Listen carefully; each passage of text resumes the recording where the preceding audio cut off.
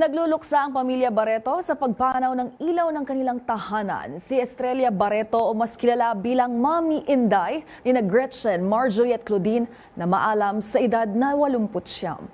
Narito ang report.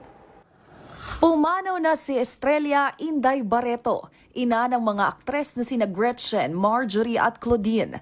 Sa kanyang social media account, ibinahagi ni Claudine ang ilang kuha habang kasama niya sa mga huling sandali ang inang nakaratay sa ospital.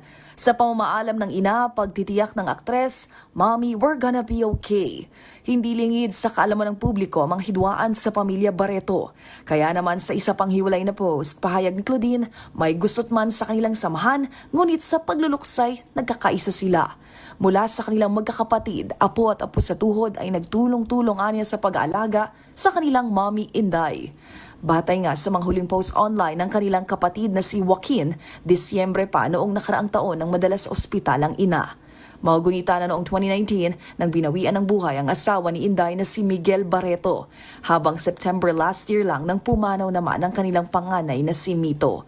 Sa huli, inilarawan ni Claudine ang ina bilang strongest, most loving mother anyone could ask for. Nito lang Enero, ipinagdiwang pa ni Inday Barreto ang kanyang 89th birthday.